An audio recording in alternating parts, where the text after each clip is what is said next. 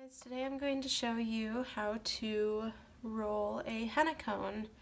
So first what you want to do is get your cellophane. So I keep mine in a storage container like this so it stays nice and flat.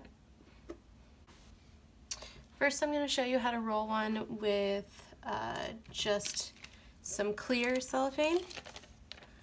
So it's kind of hard to see on here. This is just clear triangles. I use 8x8 slices. That's what works best for me. So you want to take one of your clear slices here.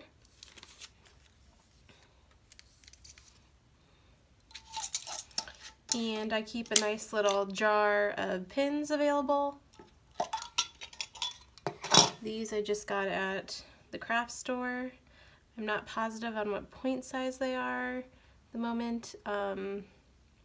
These were kind of in a variety pack. I usually stick to this size of pin though. I believe it's like 3/4 of an inch long, and I'll have to double check on that pin size for you. Actually, I'm gonna pick out a blue one so you guys can see it better. So what you want to do is you got your cellophane, you have your pin, and then you need Scotch tape. So Scotch tape, the gloss finish or transparent tape, not the matte, it needs to be clear. It also sticks better and lasts longer in the freezer if it gets water on it or starts to condense after your henna cone is thawing. So take your tape and take about an inch or so, and that is about all you need. Or you can take 2 smaller pieces. You may need more. I usually set that aside on the edge of the table or the counter or my little laptop table that I work with sometimes.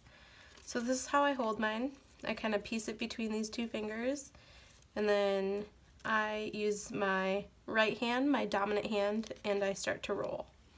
So I start to roll a bit before I even stick a pin in. Just kind of get it prepped and ready. I do about this much. And then I take my pin, just slide it into that little open space.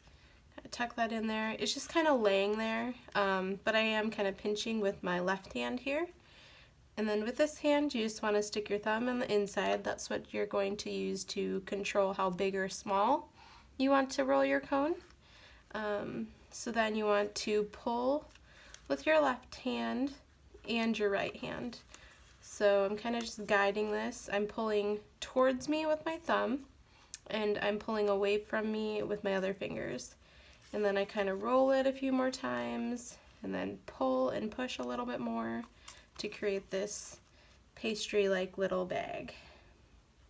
So as you can see, I'm keeping this to be a nice triangle right here. That will help you keep not only this lined up so it's not slipping away from the tip, which causes curling when your paste comes out of the cone. It also keep it nice and lined up for the tape. So I do about a nice little triangle here, not too big, not too small. And then I'm squeezing with my thumb and my pointer finger, and that is holding the pin in well. And then I'm just going to start using this thumb and rolling the inside. Keep that triangle at the position I want it. And then squeeze with these fingers and just lightly let that loose. So it's kind of just rolling through my fingers at this point.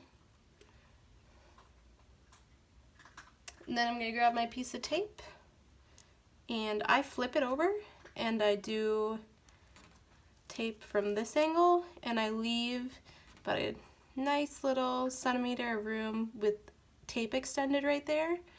And then I kind of actually tuck that down. So this is already in place. It's already together, but you still need to guide the rest of the tape across your cone. And there you are. So you can take the pin out, and your cone is ready to fill. I also have another video of how to fill your henna cone. I'm also going to show you guys though with a piece of colored cellophane. That way you can see it a little bit better. So again, take your cellophane. I use an 8x8 square and I cut it in half to make a triangle. And then I start my roll a little bit. Some people roll them closed so they don't even use a pin, so they just keep going and going, and then they tape up. For me, I like to use a pin because I like to know the point size every time I have a cone in my hand. It also helps me create consistent design work as well. So this is a little faster. I already stuck my pin in there, and now I'm going to keep rolling.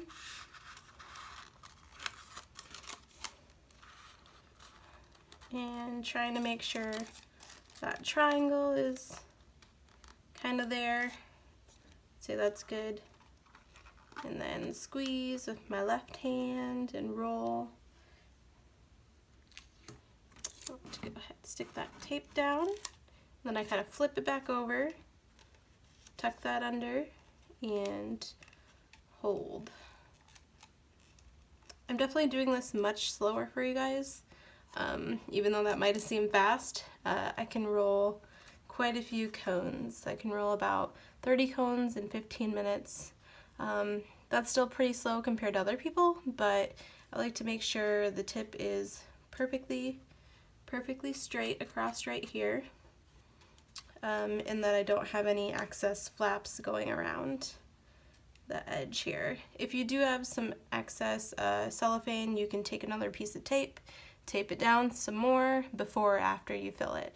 A lot of artists like to use a lot of tape to make sure it doesn't come unsealed, which for me I've found that if I'm just rolling slower and more precise with it, then I won't have to use an excessive amount of tape. This will all stay sealed.